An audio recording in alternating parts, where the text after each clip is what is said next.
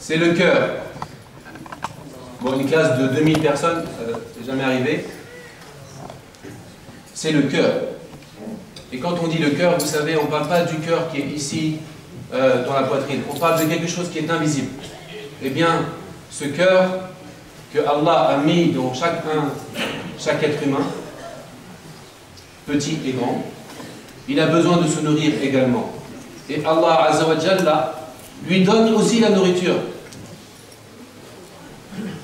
Et moi je vous dirais que c'est même la nourriture la plus importante.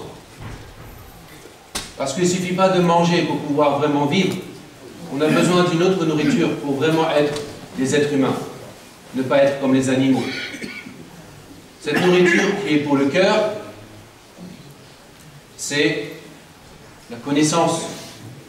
Quand on étudie, quand on cherche la connaissance, qu'on va à l'école, quand on va à la mosquée, quand on passe du temps dans la famille, qu'on écoute nos parents qui nous apprennent des choses sur la vie, sur notre religion, ça augmente notre savoir, notre connaissance. Et ça augmente, j'espère aussi, notre foi. Eh bien, c'est ça la nourriture pour le cœur. Et toute notre vie, nous pourrons prendre encore plus de cette nourriture. Parce que le ventre, lui, si on prend trop de nourriture, il explose. Et c'est dangereux d'ailleurs. Il faut juste manger ce dont on a besoin. Parce que si on mange trop, on tombe malade. Allah nous a demandé de ne pas abuser quand on mange ou quand on boit. Par contre, quand il s'agit de chercher la connaissance, chercher la foi, chercher à connaître Allah, eh bien pour cela, c'est sans fin, c'est illimité, c'est à volonté. Mais il faut vouloir chercher. Et tant qu'on n'a pas le désir, c'est vrai, eh bien peut-être on ne va pas pouvoir se nourrir. Donc qu'est-ce qu'on doit se souvenir?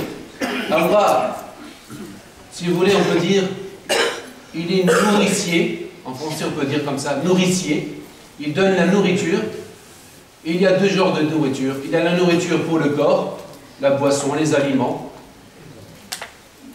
Et il y a la nourriture pour le cœur, pour l'intelligence, la foi, la connaissance. Et cette nourriture est beaucoup plus importante. Parce que c'est celle-ci dont nous aurons besoin dans l'autre monde. Parce que c'est le plus important que Allah Azza wa Jalla nous a demandé de rechercher dans ce monde. Chercher la connaissance. Toutes les connaissances utiles qui nous rapprocheront d'Allah subhanahu wa ta'ala.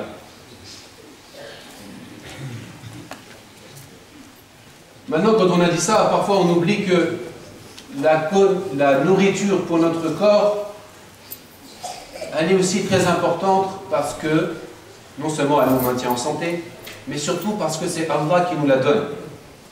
Combien de fois on est à table, seul ou avec nos parents, et c'est mieux d'être avec ses parents pour manger.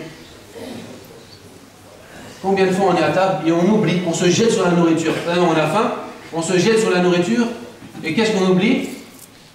On oublie de mentionner le nom d'Allah. On oublie de dire Bismillah. Un mot très simple.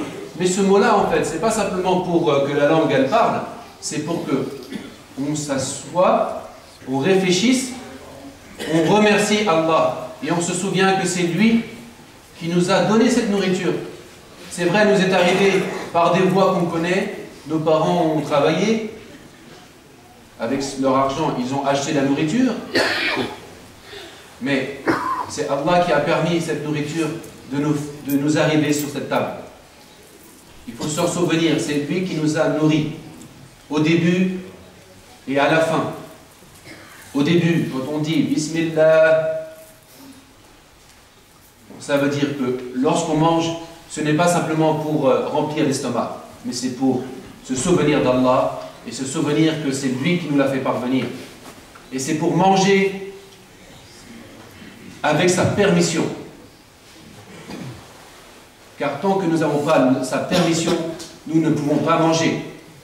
Nous n'avons pas le droit de manger comme nous voulons, ce que nous voulons. C'est Allah qui nous dit exactement ce que nous pouvons manger et quand nous pouvons manger. Et ça, le ventre a du mal à l'accepter. Mais le cœur, lui, peut l'accepter. Car c'est le cœur qui doit guider le ventre. Ce n'est pas le ventre qui doit décider.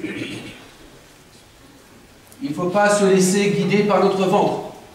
Car il risque de nous amener à notre perte et de nous rendre malades. Car lui, il veut toujours plus. Il faut faire très attention. Donc au début du repas, on invoque Allah et on essaie de se souvenir de lui et de le remercier. Et de remercier aussi nos parents qui nous ont apporté cette nourriture. Et à la fin du repas, on doit aussi le remercier. On peut dire simplement Alhamdulillah. Et cette formule-là, ça suffit pour remercier Allah. Ça veut dire qu'on se souvient que c'est lui qui nous a permis d'avoir ce repas. On doit le remercier. C'est pas si facile.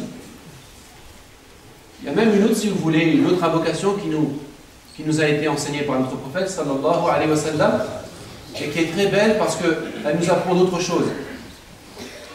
Il nous a dit, par exemple, vous pouvez dire, c'est pas obligatoire, hein, mais on peut le dire, Alhamdulillahi alladhi at'amani hadha wa razaqani min ghayri hawlin minni wa la quwwa.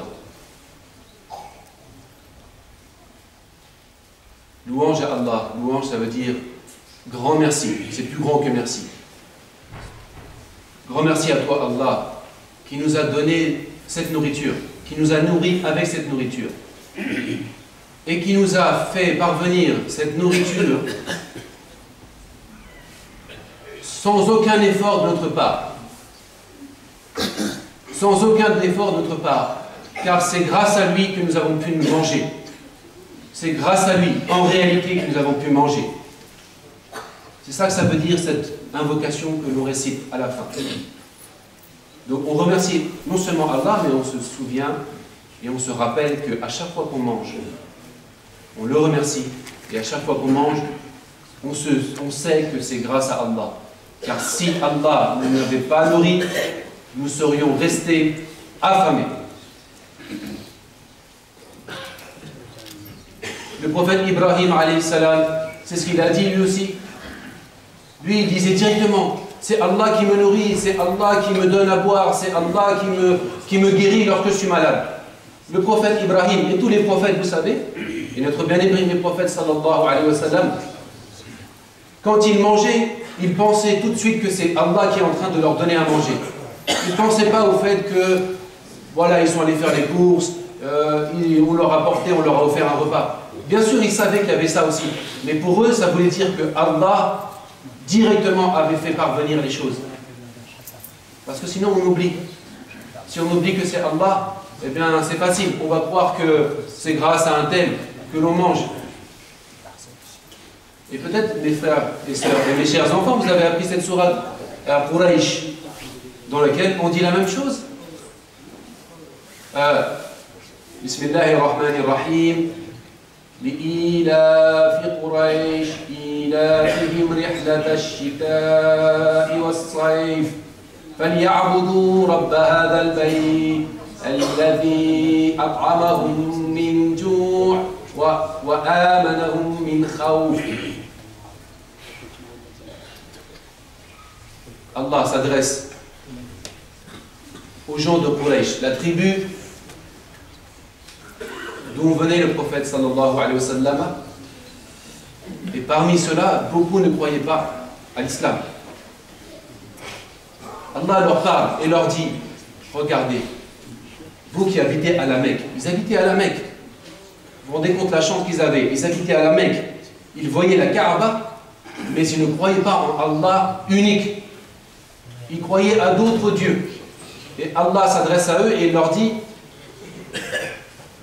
adorez le Seigneur unique de la Kaaba où vous habitez.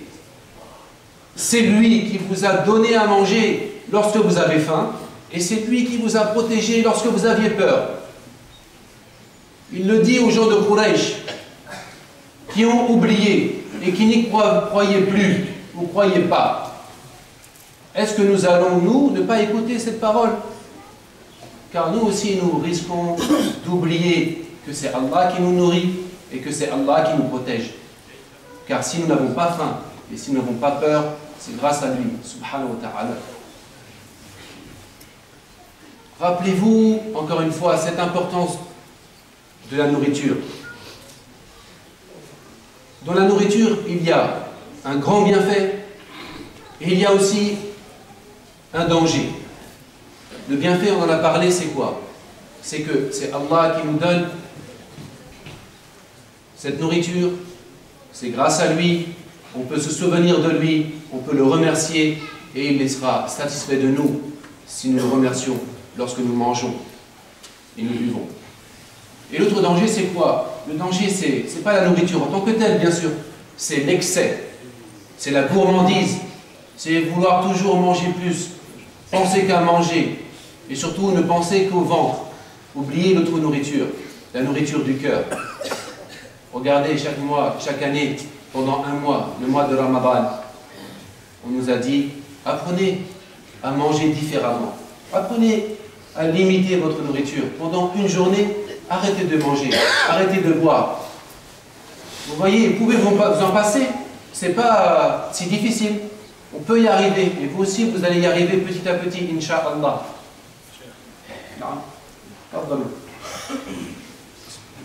Donc, la nourriture, le risque, c'est quoi? C'est l'excès. C'est quand on oublie Allah, c'est quand on ne le remercie pas, c'est quand on abuse, on mange trop, on ne pense qu'à manger. Et ça nous rend malade, et ça rend malade aussi le cœur. Nos professeurs à nous ont dit, faites attention, trop manger va rendre le cœur dur. Le cœur dont je parle depuis tout à l'heure. Le cœur va être dur, ça veut dire qu'il ne va pas aimer l'adoration. Il ne va pas vouloir plus de connaissances. Il va devenir fainéant. Il ne va pas aimer faire la prière. Juste parce qu'on abuse un peu trop de nourriture, c'est-à-dire un peu trop de plaisir, eh bien notre cœur, lui aussi, se déséquilibre. Est-ce que vous vous souvenez de cette histoire de Adam et Hawa, alayhi salam? Nos parents, vous savez d'où ils viennent? Ils viennent d'un lieu merveilleux, qu'on appelle le paradis. Ils étaient au paradis, et là-bas, ils n'avaient pas faim. Ils n'avaient pas soif. Ils n'avaient pas le sentiment d'être nus. Ils n'avaient pas besoin de s'habiller. Ils n'étaient pas comme nous. Ils étaient dans un monde merveilleux, parfait. Ils étaient avec Allah Azza wa Jalla. Et qu'est-ce qui s'est passé? Allah leur a dit, profitez du jardin. Mangez ce dont vous avez besoin, tout ce que vous voulez, mais n'approchez pas de cet arbre-là. N'approchez pas de cet arbre-là. Et un jour, alors qu'ils étaient dans ce monde, dans cet lieu parfait et béni, voilà qu'est arrivé le diable. Il était déjà là. Il est arrivé et il leur a dit, il leur a parlé, et il leur a fait croire une chose. Il leur a menti. Il leur a raconté des histoires. Il leur a dit, mais si vous voulez savoir, vous voulez devenir éternel, vous voulez être dans un royaume éternel, mais allez prendre cet arbre-là, vous allez trouver l'éternité. Il leur a menti, pourquoi? Parce qu'ils étaient déjà dans un royaume éternel, ils étaient déjà dans un monde parfait. Il leur a fait croire qu'il y avait quelque chose de mieux encore.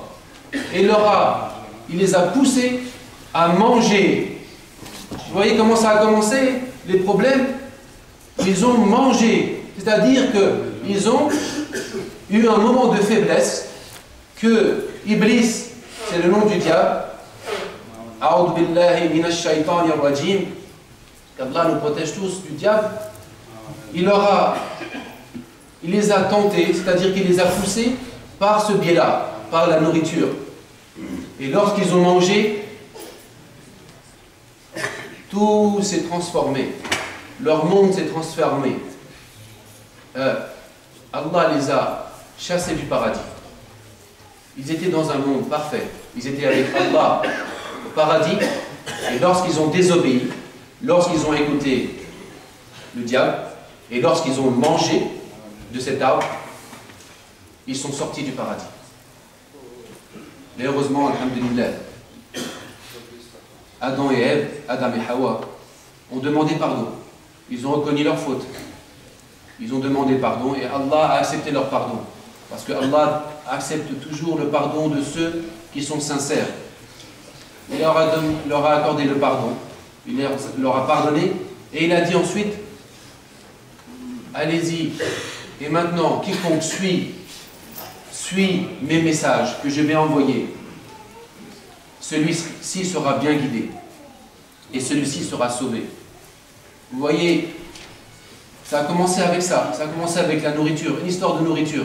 Une histoire de faiblesse. Une histoire de tentation. Et ça risque de se reproduire souvent sur cette terre. Voilà pourquoi Allah Azza wa Jalla nous envoie aussi sa révélation. Il nous envoie des prophètes. Et il nous envoie des commandements qui nous apprennent aussi à nourrir notre cœur et à manger correctement et exactement ce dont nous avons besoin, à ne pas abuser. Notre religion, c'est ça. C'est une religion du juste milieu. Nous ne devons pas abuser dans la nourriture et à chaque fois que l'on mange, on doit remercier Allah. Et en même temps, c'est une religion qui nous permet de nourrir notre cœur, surtout, en faisant la prière, en faisant le jeûne, en donnant la zakat, en faisant le hajj, en faisant toutes les bonnes actions. Voilà les choses qui vont nourrir notre prière, notre foi et notre cœur. Et à chaque fois que l'on fait ça, eh bien, nos savants nous ont dit, c'est une façon pour nous de demander pardon, de continuer à demander pardon pour cette faute qui a été commise par Adam, alayhi salam, et Hawa. C'est comme une façon pour nous de réparer notre faute. Wallahu ta'ala a'lam. J'espère que c'était assez simple pour les enfants et pour les grands aussi. فنسأل الله تعالى أن يوفقنا لما يحبه ويرضاه. اللهم علمنا ما ينفعنا وانفعنا بما علمتنا وزدنا علما. اللهم أعنا على ذكرك وشكرك وحسن عبادتك. اللهم إني أسألك من الخير كله عاجله وآجله ما علمنا منه وما لم نعلم. ونعوذ بك اللهم من الشر كله عاجله وآجله ما علمنا منه وما لم نعلم. ونسألك الجنة وما قرب إليها من عمل وقول. ونعوذ بك اللهم من النار وما قرب إليها من عمل وقول. يا أرحم الراحمين يا رب العالمين. سبحانك اللهم وبحمدك نشهد أن لا إله إلا أنت نستغفرك ونتوب إليك. والحمد لله رب العالمين. السلام عليكم.